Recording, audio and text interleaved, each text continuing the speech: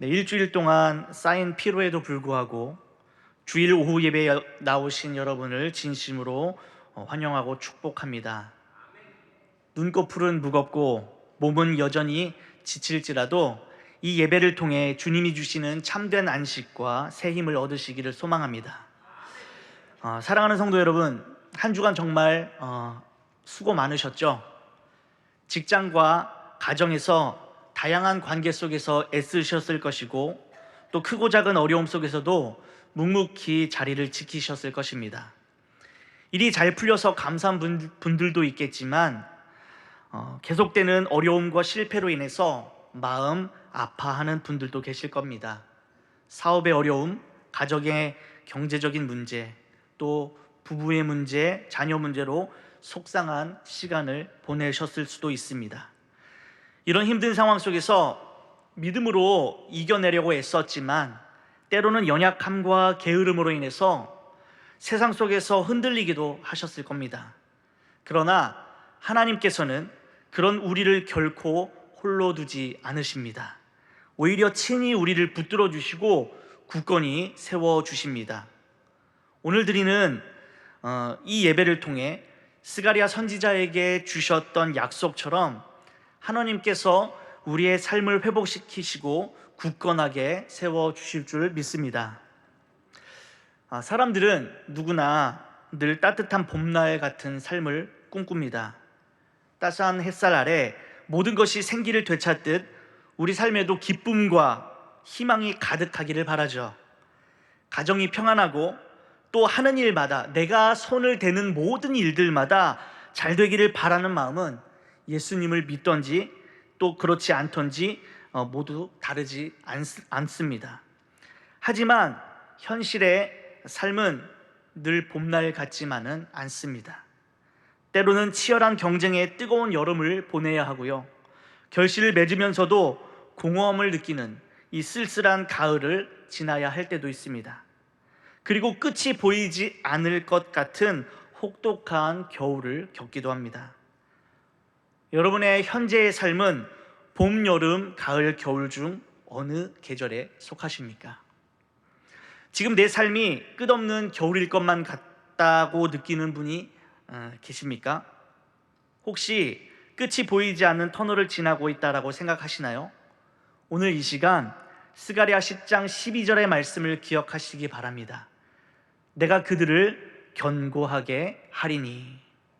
여러분, 이 말씀은 우리가 스스로의 힘으로 삶의 문제를 해결하고 우리 삶의 모든 고비를 버텨내라고 하는 것이 아니라 하나님께서 친히 우리를 붙들어 주시고 굳건히 세워 주시겠다라고 하는 약속입니다. 오늘 말씀을 통해 절망의 겨울을 이기게 하시고 우리를 다시 일으켜 세우시는 하나님의 놀라운 은혜를 경험하시기를 바랍니다. 오늘 우리가 읽은 스가랴서는 지금으로부터 약 2500년 전 아주 혹독한 겨울을 보내고 있던 이스라엘 백성을 향한 하나님의 편지입니다. 그들은 70년간 긴 바벨론 포로 생활을 마치고 꿈에 그리던 고향 예루살렘으로 돌아왔습니다. 얼마나 감격스러웠을까요? 이제 모든 것이 회복되고 다윗 시대의 영광이 재현될 것이다, 이런 희망에 부풀었을 것입니다. 하지만 그들을 기다리고 있던 현실은 차가운 겨울과 같았습니다. 성전은 무너져 있었고 예루살렘 성벽은 폐허가 된 채 방치되어 있었습니다. 농사를 지으려 해도 땅은 황폐되었고요, 주변 민족들은 끊임없이 그들을 조롱하고 방해했습니다. 희망을 품고 시작했던 이 성전 재건 공사는 16년 동안이나 중단된 상태였습니다. 돌아온 고향은 더 이상 약속의 땅처럼 보이지 않았습니다. 그들의 마음은 무너진 성전처럼 황폐해졌고 희망 대신 깊은 절망이, 기대 대신 무기력함이 자리를 잡았습니다. 영적으로나 경제적으로나 깊은 침체에 빠져 있었습니다. 사랑하는 성도 여러분, 혹시 우리의 모습이 이들과 같지는 않습니까? 큰 기대를 품고 새로운 일을 시작했지만 생각처럼 풀리지 않아서 낙심하고 있지는 않은지요? 자녀들이 잘 되기를 바라는 마음으로 평생을 헌신했지만 여전히 자녀 문제로 눈물을 흘리고 있지는 않습니까? 건강을 되찾고 싶지만 점점 약해지는 몸 때문에 힘겨워하고 계신 분은 안 계신가요? 기도의 응답을 기다리다 지쳐서 무기력한 상태에 빠져 있지는 않으신지요? 우리 모두는 각자의 겨울, 각자의 무너진 성전 앞에서 서성이고 있을지도 모릅니다. 바로 그런 우리에게 오늘 하나님께서 동일하게 말씀하십니다. 아니, 아직 끝나지 않았어. 내가 너희를 다시 일으킬 거야. 내가 너희를 강하게 할 거야. 너희들이 어떠하든 어떤 상황에 놓여 있든 내가 회복시킬 거야. 내가 새롭게 할 거야. 걱정하지 마. 라고 하는 것입니다. 이렇게 하나님은 이스라엘 백성에게 회복을 약속하시면서 가장 먼저 그들의 시선을 바로 잡아주십니다. 우리 1절과 2절 말씀 함께 보도록 하겠습니다. 봄비가 올 때에 여호와 곧 구름을 일게 하시는 여호와께 비를 구하라. 무리에게 소낙비를 내려서 밭의 채소를 각 사람에게 주시리라. 드라빔들은 허탄한 것을 말하며 복술자는 진실하지 않은 것을 보고 거짓 꿈을 말한즉 그 위로가 헛됨으로 백성들이 양같이 유리하며 목자가 없으므로 곤고를 당하나니. 당시 이스라엘 땅에서 봄비는 생명 그 자체였습니다. 이스라엘은 석회암 지질이 많아서 물을 잘 흡수하는 땅입니다. 따라서 땅속에 물을 가두어 놓는 이 능력이 부족해서 하늘에서 내리는 비에 전적으로 의존해야지만 농사를 지을 수 있었습니다. 특히 건기가 시작되기 전에 마지막으로 내리는 봄비가 와야만 곡식이 제대로 여물 수 있었기에 이 비는 백성들의 생존과 직결된 가장 중요한 문제였습니다. 그래서 신명기 기자는 이렇게 말합니다. 신명기 11장 10절에서 12절 말씀입니다. 내가 들어가 차지하려는 땅은 내가 나온 애굽 땅과 같지 아니하니 거기에서는 너희가 파종한 후에 발로 물대기를 채소밭에 댐과 같이 하였거니와 너희가 건너가서 차지할 땅은 산과 골짜기가 있어서 하늘에서 내리는 비를 흡수하는 땅이요 내 하나님 여호와께 돌보아 주시는 땅이라. 연초부터 연말까지 내 하나님 여호와의 눈이 항상 그 위에 있느니라.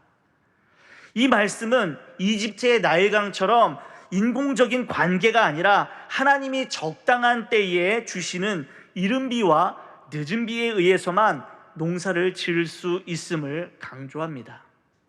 이는 이스라엘 백성이 오직 하나님의 은혜와 돌보심으로만 살 수 있는 존재라고 하는 것을 보여주는 것이죠.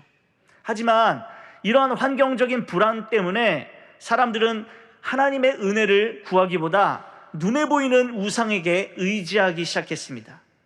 그들은 비를 내리게 한다는 가나안의 우상 바알이나 아니면 집집마다 모셔두었던 수호신 드라빔에게 풍요를 빌었던 것입니다. 또한 미래에 대한 불안을 해소하기 위해서 점을 치는 복술자들을 찾아다녔습니다. 그들은 눈앞의 문제를 해결하기 위해 하나님이 아니라 헛된 것을 의지하는 죄를 범하고 있었다라고 하는 것입니다. 그러나 하나님은 구름을 만들고 비를 내리는 분은 오직 여호와 한 분뿐이라고 오늘 우리에게 분명하게 말씀하십니다. 그럼에도 불구하고 백성들은 헛된 우상과 거짓 예언자들에게 계속해서 기웃거렸습니다. 그들은 진정한 생명의 근원을 외면하고 허상에 불과한 것들에 매달리는 그러한 어리석음을 반복했습니다. 헛된 우상과 복술자를 의지한 결과는 어떠했을까요? 2절 하반절은 이렇게 말씀합니다. 그 위로가 헛됨으로 백성들이 양같이 유리하며 목자가 없으므로 곤고를 당하나니 라고 말합니다. 헛된 위로는 잠시의 만족을 줄지는 모르지만 결국 영혼을 방황하게 하고 더 큰 고통으로 몰아넣을 뿐입니다. 이는 오늘날 우리에게도 동일하게 적용됩니다. 그렇다면 오늘날 우리의 드라빔, 우리의 복술자는 무엇일까요? 여러분, 우리는 어려운 일을 만날 때 어디로 달려갑니까? 어떤 사람들은 더 많은 돈과 성공이 인생의 문제를 해결해 줄 것이라고 믿고 그것을 쫓아갑니다. 어떤 이들은 인터넷에 무수한 정보나 유명인의 조언, 심지어 사주나 타로 같은 것에서 위안을 찾으려고 하기도 하죠. 물론 이런 것들이 일시적인 도움이나 재미를 줄 수는 있습니다. 하지만 그것은 우리 영혼의 근본적인 갈증을 채워주지 못하는 헛된 위로일 뿐이다 라고 하는 것이죠. 예전에 저와 가깝게 지내던 한 청년이 있었습니다. 미래에 대한 불안감 때문에 밤에 잠을 이룰 수 없다라고 고민을 털어놓았습니다. 그래서 자기 개발 강사의 영상을 찾아보기도 하고요, 또 성공한 사람들의 책을 쌓아놓고 부지런히 그 책을 읽는다라고 했습니다. 하지만 영상을 끄고 책을 덮으면 오히려 더 큰 공허함과 불안감이 몰려왔다라고 저에게 말한 적이 있습니다. 여러분, 세상이 주는 위로는 마치 바닷물과 같습니다. 무슨 말입니까? 여러분, 이 바닷물을 마실 수 있나요? 마시면 어떻게 되죠? 마실수록 더 갈증이 나는 거예요. 그러나 하나님이 주시는 위로는 마르지 않는 샘과 같습니다. 하나님은 오늘 우리에게 말씀하십니다. 너희 삶에 생명의 단비가 필요하냐? 그렇다면 세상을 향하지 말고 나에게 구해라. 내가 바로 비를 내리는 하나님이다. 사랑하는 성도 여러분, 여러분의 삶에 어떤 필요가 있습니까? 재정의 회복, 관계의 회복, 건강의 회복이 필요하십니까? 그렇다면 먼저 우리의 시선을 주님께 고정합시다. 세상의 헛된 위로를 구하는 것을 멈추고 생명의 근원 되시는 하나님 아버지께 나아가서 주님, 제 삶에 은혜의 단비를 내려주십시오 라고 기도하는 저와 여러분이 되기를 축복합니다. 하나님은 헛된 것을 의지하던 백성들을 책망하시는 데서 그치지 않으셨습니다. 이제 하나님께서 친히 그들의 목자가 되셔서 어떻게 그들을 회복시킬 것인지 구체적으로 약속하시는데요, 몇 가지를 살펴보고자 합니다. 첫째, 하나님은 우리를 강력한 용사로 세우신다라고 약속하십니다. 3절입니다. 내가 목자들에게 노를 바라며 내가 순념소들을 발하리라. 만군의 여호와가 그 무리 곧 유다 족속을 돌보아 그들을 전쟁의 준마와 같게 하리니. 스가랴 선지자는 하나님의 백성을 향한 놀라운 선포를 전합니다. 전쟁의 준마와 같게 하리니 라고 하는 것이죠. 여러분, 이 말씀은요, 단순히 백성을 위로하는 차원을 넘어섭니다.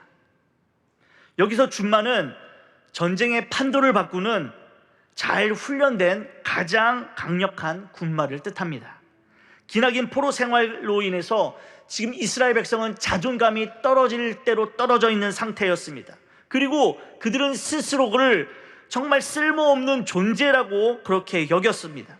그런 그들에게 지금 하나님께서 이렇게 선언하십니다.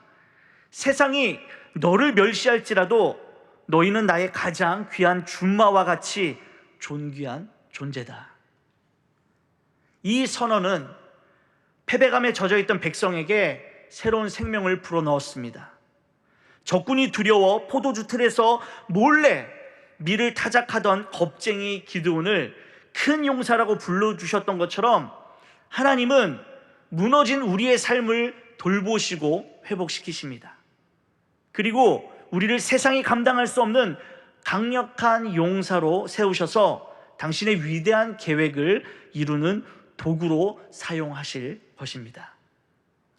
두 번째로, 하나님은 우리에게 필요한 모든 것을 공급해 주시겠다라고 약속하시죠. 4절에서 5절입니다. 모퉁이 돌이 그에게서, 말뚝이 그에게서, 싸우는 활이 그에게서, 권세 잡은 자가 다 일제히 그에게서 나와서 싸울 때에 용사같이 거리의 진흙 중에 원수를 밟을 것이라. 여호와가 그들과 함께한즉 그들이 싸워 말탄 자들을 부끄럽게 하리라. 하나님은 유다 족속에게서 모퉁이돌, 말뚝, 싸우는 활이 나오게 하실 것이라고 약속하십니다.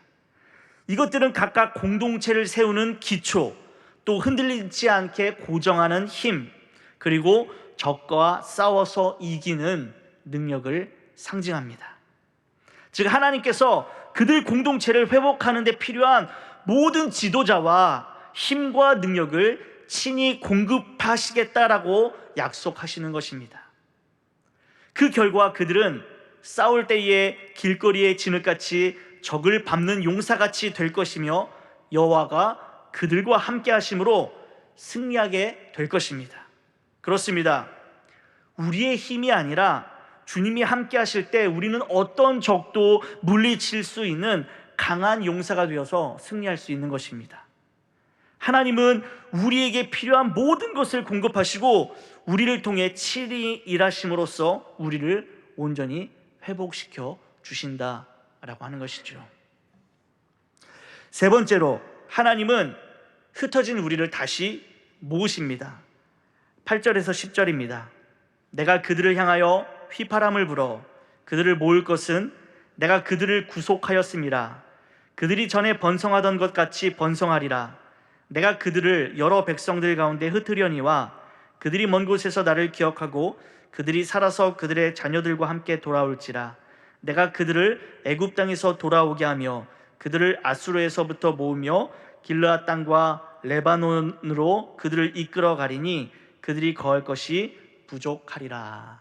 아멘. 하나님은 내가 그들을 향하여 휘파람을 불어 그들을 모을 것은 내가 그들을 구속하였음이라고 말씀하십니다. 목자는 흩어진 양떼를 불러 모을 때 휘파람을 붑니다.